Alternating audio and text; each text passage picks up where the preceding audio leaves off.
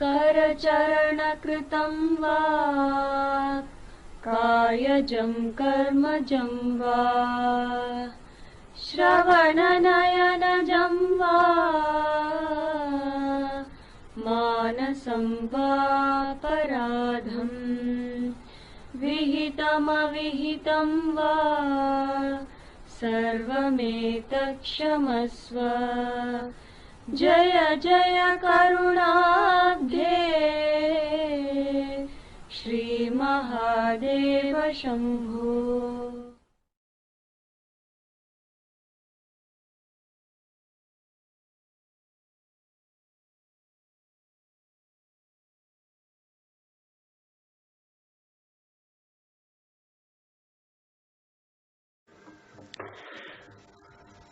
ஒரு கதை இருக்கு. ஒரு மலை, பெரிய மலை, பாறை, 3 தவளைங்க அது ஏறி போனோம். 3 தவளைங்க ஏறி போனோம். கம்ப்ளீட்டா அங்க தேனூர் இருக்கும், பாம்பு இருக்கும், தேள் இருக்கும், பல்லு இருக்கும், எல்லாமே இருக்கும். போறது ரொம்ப கஷ்டம். கீழே எல்லா தொழிலுங்க சொல்றது, போகாத, அவ்வளவுதான், இங்க பாரு, அங்க மாட்டிக்கிறான் பாரு, அங்க பாம்பு குத்தும் பாரு, இங்க தேன் அடிக்கும் பாரு, இங்க விழுவான் பாரு அப்படின்னு கத்துட்டே இருக்கு. கீழே ஒரு 500 அடி வச்சுங்களேன். அந்த மலை 100 அடிக்கு போச்சு. ஒரு ஃப்ராக் வந்துருச்சு 100 அடி. இன்னும் ஒரு 300 அடி இன்னொரு ஃப்ராக் வந்துருச்சு. இன்னொன்னு போயிட்டே இருக்கு. எல்லாருக்கும் ஆச்சரியம், என்னடா போயிடுச்சு, அந்த மலைய தொட்டுடுச்சு. இதுக்கெல்லாம் ஷாக் ஆயிடுச்சு. எப்படியா போச்சு அது அப்படி கேட்டாங்க. என்ன ஒன்றும் கேட்காதா? அது காது கேட்காது.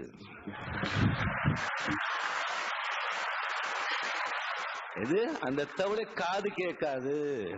அப்படிதான் ரஜினிகாந்த் காது கேட்காத தவளை.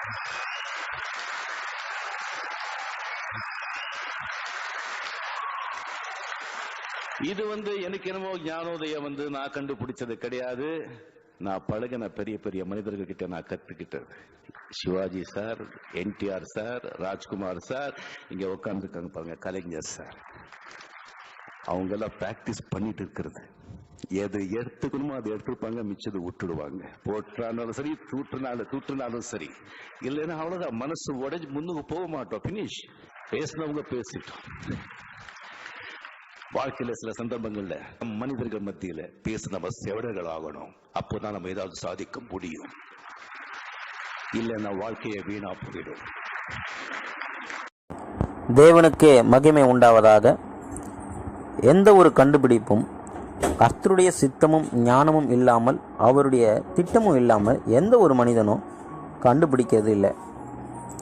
கண்டுபிடித்த எல்லா கண்டுபிடிப்புகளும் மனிதனுக்கு தேவையான கண்டுபிடிப்புகள்.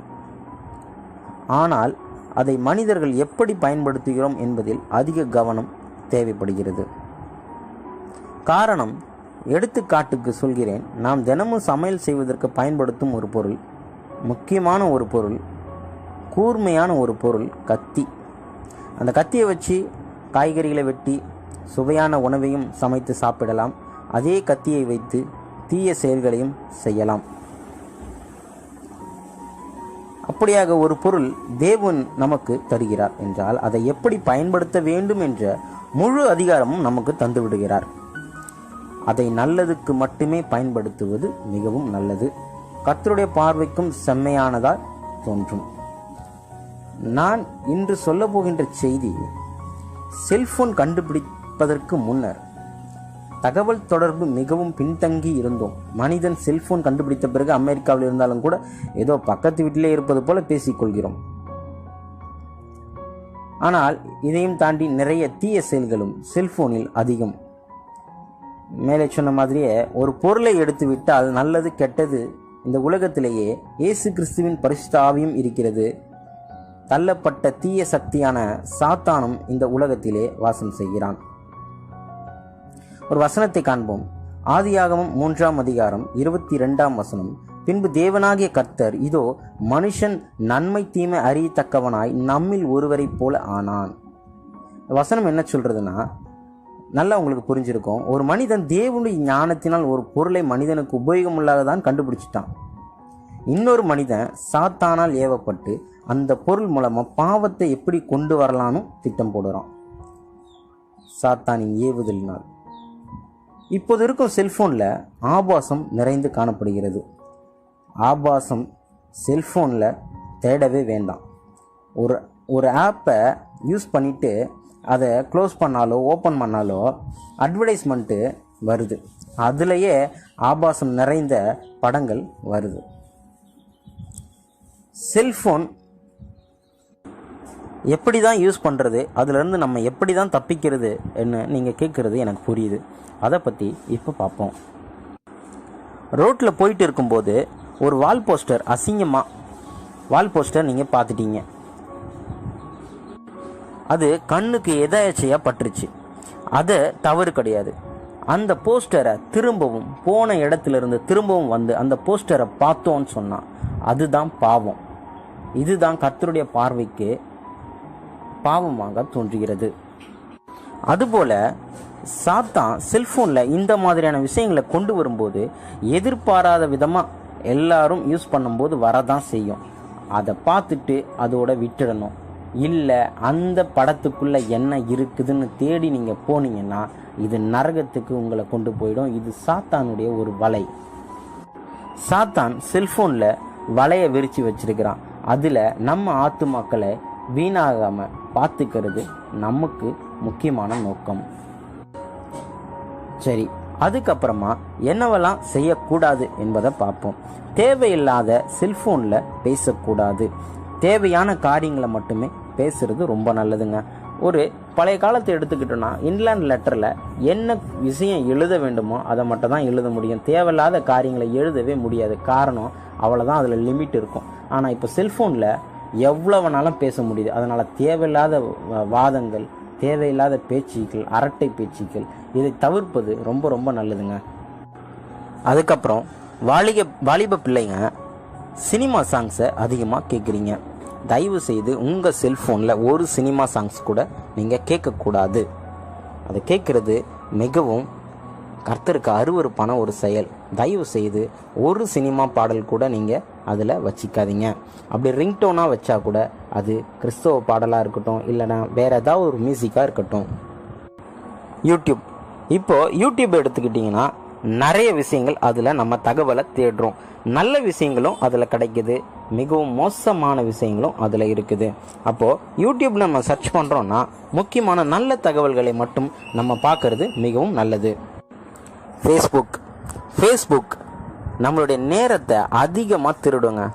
அதில் ஒன்ஸ் நீங்கள் உள்ளே போயிட்டீங்கன்னா அதை தள்ள பேஜஸ் வந்துக்கிட்டே தான் இருக்கும். அதுக்கு முடிவே கிடையாது. ஸோ நம்ம தேவனுக்கு கொடுக்க வேண்டிய நேரத்தை ஃபேஸ்புக் அதிகமாக நம்மக்கிட்டேருந்து பிடுங்குது. தயவு செய்து ஃபேஸ்புக் யூஸ் பண்ணாமல் இருக்கிறது ரொம்ப நல்லது. ஏன்னா உங்களுக்கு தேவையான தகவலை நீங்கள் தேடணும் அப்படின்னு சொன்னால் அதுக்கு யூடியூப் இருக்குது, நீங்கள் தேடிக்கலாம். ஆனால் இதில் நீங்கள் தேடுறேன், இதில் நல்லதை தான் நான் ஷேர் பண்ணுறேன்னு நினச்சி நீங்கள் போனீங்கன்னா அது போயிட்டே இருக்கும். உங்களால் கட்டுப்படுத்த முடியாத அளவுக்கு உங்களுடைய நேரத்தை திருடிடும். அதுக்கப்புறம் பார்த்தீங்கன்னா தேவையில்லாதவர்கள் உங்களுக்கு ஃப்ரெண்ட்ஸ் ரெக்வெஸ்ட் தருவாங்க. நீங்கள் அதை அவங்க யாருன்னே தெரியாமல் நீங்கள் அக்செப்ட் பண்ணிக்கிட்டா, வாலிப பெண்களாக இருந்தாலும் சரி, வாலிப பையன்களாக இருந்தாலும் சரி, அதை நீங்கள் அக்செப்ட் பண்ணிட்டீங்கன்னா உங்களுக்கு தேவையில்லாத விஷயத்துக்கு அது கொண்டு போகும். இப்படி நிறைய பேர் தன்னுடைய வாழ்க்கையை ஃபேஸ்புக் யூஸ் பண்ணி நிறைய பேர் கெடுத்துக்கிட்டதை நீங்கள் நியூஸ் பேப்பர் மூலயமா நீங்கள் தெரிஞ்சிருப்பீங்க. தயவு செய்து கிறிஸ்தவ பெண்கள், வாலிப பிள்ளைகள் தயவு செய்து இந்த ஃபேஸ்புக்கை தவிர்க்கிறது ரொம்ப நல்லது. அதே போல் வாட்ஸ்அப் எடுத்துக்கிட்டால் அது என்னது, ஸ்டேட்டஸை வச்சு அடுத்தவங்க வைக்கிற ஸ்டேட்டஸை நம்ம பார்க்குறது, நம்ம ஸ்டேட்டஸ் வைக்கிறது. ஒன்று தெரியுமா, நம்மளுடைய ஸ்டேட்டஸ் தேவனுடைய பார்வைக்கு எப்படி இருக்குதுன்னு நீங்கள் என்னைக்காவது தெரிஞ்சுக்கிட்டீங்களா? தேவனு பார்த்தா நம்மளுடைய ஸ்டேட்டஸ் எப்படி இருக்குதுன்னு தெரிஞ்சுக்கிட்டீங்களா? அதை பாருங்கள். தேவையில்லாத ஸ்டேட்டஸை வைக்கிறது, எதிர்த்தரப்பினர் பார்க்குறாங்களான்னு பார்த்துக்கிட்டு இருக்கிறது, நீங்கள் பார்த்ததை அவங்களுக்கு தெரியப்படுத்தும். அது தெரியுங்களா? அது நீங்கள் ஒரு ஸ்டேட்டஸ் பார்க்குறீங்கன்னா அது எதிர்த்தரப்பினருக்கு தெரியும், நம்ம ஸ்டேட்டஸ் பார்த்துட்டாங்கன்னு ஒரு ஸ்டேட்டஸ் வைக்கணும்னு. இது தேவையில்லாத ஒரு டைம் வேஸ்ட். தயவு செய்து இதை நீங்கள் யூஸ் பண்ணாதீங்க. இது நல்லது. அதன் பிறகு பார்த்தீங்கன்னா யூசி ப்ரௌசர் யூஸ் பண்ணாதீங்க. ஏன்னு சொன்னால் யூசி ப்ரௌசருக்கு பதிலாக ஒபேரா மினி யூசி ப்ரௌசர் இது யூஸ் பண்ணாதீங்க. இதுக்கு பதில் நீங்கள் என்ன யூஸ் பண்ணலான்னா கூகுள் குரோம் யூஸ் பண்ணலாம். ஏன்னா ஒபேரா மினியும் யூசி ப்ரௌசரும் எடுத்துக்கிட்டிங்கன்னா ரொம்ப ஒரு அசிங்கமான செய்திகளை தான் அதிகமாக அதில் போடுறாங்க. அதனால அதை தவிர்க்கிறது ரொம்ப நல்லது. அதுக்கப்புறமா போர்ன் வீடியோஸ், கேம்ஸு இதிலெல்லாம் உங்களுடைய பார்வை போகவே கூடாது. இந்த போர்ன் வீடியோஸ்லாம் சாத்தானுடைய மிகப்பெரிய வலை. இதிலெல்லாம் நீங்கள் போய் விழுந்துட்டிங்கன்னா உங்களால் தப்பிக்கவே முடியாது. நீங்கள் நரகத்துக்கு கண்டிப்பாக செல்லுவீங்க. அதுக்கு ஒரு வசனத்தை நான் சொல்கிறேன்.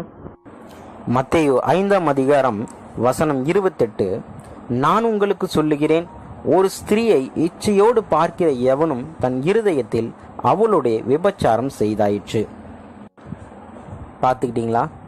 தேவ ஆவியானவர் எவ்வளோ அருமையான ஒரு வசனத்தை நமக்கு சொல்லியிருக்கிறார். ஒரு பெண்ணை ஒரு இச்சையோடு பார்த்துட்டாவே அது விபச்சாரத்துக்கு ஈக்குவல். ஆகவே நம்ம இந்த மாதிரி போர்ன் வீடியோஸ்லாம் பார்க்கவே கூடாது. அதனால் இதை முற்றிலுமாக தவிர்க்கணும். இது கர்த்தருடைய பார்வைக்கு பொல்லாப்பானது. யோசேப்பினுடைய கதை உங்களுக்கு தெரியும். யோசேப்பு எப்படி அந்த மாதிரியான காரியங்களிலிருந்து விலகி ஓடினான் என்று உங்களுக்கு நீங்கள் தெரிஞ்சுக்குங்க. அதனால் யோசேப்பை போல இந்த மாதிரியான பாவ செயல்களிலிருந்து நம்ம விலகி ஓட வேண்டும். கர்த்தருடைய பாதத்துக்கு நேராக நாம் செல்ல வேண்டும். சரி, நம்ம இது வரைக்கும் என்னெல்லாம் செய்யக்கூடாதுன்றதை பார்த்தோம். இனி தேவனுடைய பார்வைக்கு அருமையானதாக இருக்கணும், நான் செல்ஃபோன் பயன்படுத்தி ஆகணும், தேவனுக்கு இது பிரியமான செயலாக இருக்கணும், நான் என்னென்ன பண்ணலான்னு நான் சொல்கிறேன், நீங்கள் தெரிஞ்சுக்கங்க. உங்கள் செல்ஃபோனில் அதிகமாக தேவனுடைய ஏவுதலால் ஏவப்பட்ட மனிதர்களுடைய பாடல்களை அதிகமாக கேளுங்க. ஜீசஸ் சாங்ஸ் அதிகமாக நீங்கள் கேளுங்க. நீங்கள் பிரயாணம் பண்ணும்போதும் சரி, நீங்கள் டைம் எனக்கு போகலை, எனக்கு போர் அடிக்குது அப்படின்னாலும் கர்த்தருடைய பாடலை அதிகமாக கேளுங்க. அது உங்கள் ஆவிக்குரிய வாழ்க்கையில் ஊக்கப்படுத்தும். அதன் பிறகு யூடியூப்பில் நிறைய தேவ மனிதர்கள் அருமையான கர்த்தருடைய வார்த்தைகளை பகிர்ந்து கொள்கிறாங்க. அதைகளையும் நீங்கள் கவனிக்க வேண்டும். அதுக்கப்புறம் பார்த்தீங்கன்னா நிறைய தேவ மனிதர்கள் தேவ வசனத்தை ஆராய்ச்சி செய்து அதை பற்றியதான நிறைய காணொளிகளை நீங்கள் யூடியூப்பில் பார்க்கலாம். அதையும் நீங்கள் பார்த்து உங்களுடைய ஆவியின் வளர்ச்சிக்கு இது உதவும். அதனால் அந்த மாதிரியான விஷயங்களை யூடியூப்பில் நீங்கள் தேடி பார்த்துக்குங்க. அதன் பிறகு கண்டிப்பாக எல்லாருடைய கிறிஸ்தவ நண்பர்களுடைய செல்ஃபோன்லேயும் இருக்க வேண்டியது பைபிள். அதில் பைபிள் படிக்கலாமா அப்படின்ற கருத்துக்கு நான் உள்ளே போகல. அதை பற்றி பேசணும்னு நிறைய இருக்குது. ஆனாலும் நமக்கு பைபிள் அதில் இருக்கிறது நல்லது. ஏதாவது ஒரு ரெஃபரன்ஸ் தேடணும், என்கிட்ட கையில் பைபிள் இல்லைன்னும் போது அந்த ஆப்பு நம்ம யூஸ் பண்ணுற மூலயமா நம்ம கர்த்தருடைய வேதத்தை நம்ம தெரிஞ்சிக்க முடியும். அதனால் கண்டிப்பாக அந்த ஒரு ஆப்பு நீங்கள் கண்டிப்பாக இன்ஸ்டால் பண்ணி வச்சுக்கோங்க. அது என்றைக்காவது ஒரு நாள் நீங்கள் கண்டிப்பாக ஓப்பன் பண்ணுவீங்க. நான் என்றைக்காவது ஒரு நாள்ன்றது தினமும் ஓப்பன் பண்ணி தான் ஆகணும், அதை படித்து தான் ஆகணும். ஆனாலும் என்னைக்காவது ஒரு நாள் நீங்கள் பிரயாணத்தில் இருக்கும்போது கையில் பைபிள் இல்லாத போது இந்த ஆப்பை நீங்கள் யூஸ் பண்ணுறது ரொம்ப நல்லது. அதன் பிறகு பார்த்தீங்கன்னா பைபிள் ஸ்டோரி, தமிழ் ஸ்டோரியே நிறைய இருக்குது. அந்த மாதிரி ஆப்களை டவுன்லோட் பண்ணிக்கோங்க. பண்ணிக்கிட்டு உங்கள் பிள்ளைகளுக்கு, வீட்டில் இருக்க பிள்ளைகளுக்கு அதை படித்து தேவனுடைய கதையை, தேவன் இந்த உலகத்துக்கு வந்தது, அவர் ஊழியத்தை பண்ணது, இந்த மாதிரியான கதைகள் எல்லாம் உங்கள் பிள்ளைகளுக்கு சொல்லிக் கொடுங்க. அந்த மாதிரி ஆப்களை டவுன்லோட் பண்ணிக்கோங்க. அதன் பிறகு சாங்ஸ் புக்கு, கர்த்தருடைய ஜீசஸ் சாங்ஸ் புக்கு, அதனுடைய ஆப்பும் நிறையா இருக்குது. அதுவும் நீங்கள் டவுன்லோட் பண்ணிக்கோங்க. நீங்கள் சும்மா இருக்கும்போதோ இல்லை நான் ஃப்ரீயாக இருக்கிறேன், எனக்கு ஏதாவது டைம் பாஸ் பண்ணணும் அப்படின்னும் போது அந்த பாடல்களை பாடுங்க. தேவனை துதிப்பது செம்மையானவர்களுக்கு தகும். அதனால் அந்த மாதிரி பாடல்களை அதிகமாக நீங்கள் பாடுங்க. எனக்கு பாடல் தெரியலையே, ஒரு பல்லவி மட்டும் தானே தெரியுது, அதுக்கு அடுத்து தெரியலையே அப்படின்னும் போது இந்த மாதிரி பாடல் புத்தகங்கள் ஆப்பில் இருக்குது. அந்த மாதிரி ஜீசஸ் புக்ஸ் ஆப் இருக்குது. அதை நீங்கள் டவுன்லோட் பண்ணிக்கிறது மூலமா இந்த மாதிரி பாடல்களை நீங்கள் பாடிக்க முடியும். அதன் பிறகு செல்ஃபோனில் அரட்டை பேச்சுகள், வீண் விவாத பேச்சுகள், சண்டைகள், சச்சரவுகள் இதெல்லாம் தயவு செய்து கூடாது. இது தேவனுக்கு பிரியமில்லாத செயல். ஆதியாகமம் 3ஆம் அதிகாரம் 22ஆம் வசனம், பின்பு தேவனாகிய கர்த்தர், இதோ மனுஷன் நன்மை தீமை அறியத்தக்கவனாய். அந்த வசனம் என்ன சொல்லுகிறதுன்னா, மனுஷன் நன்மை தீமை அறியத்தக்கவனாய் நம்ம இருக்கிறோம். அதனால் நன்மை எது தீமை எதுன்னு நம்ம அறிஞ்சிக்கிட்டு அதன்படி நம்ம செஞ்சோன்னா தேவனுக்கு பிரியமான செயலாக இருக்கும். தேவனுக்கே மகிமை உண்டாவதாக. ஆமேன்.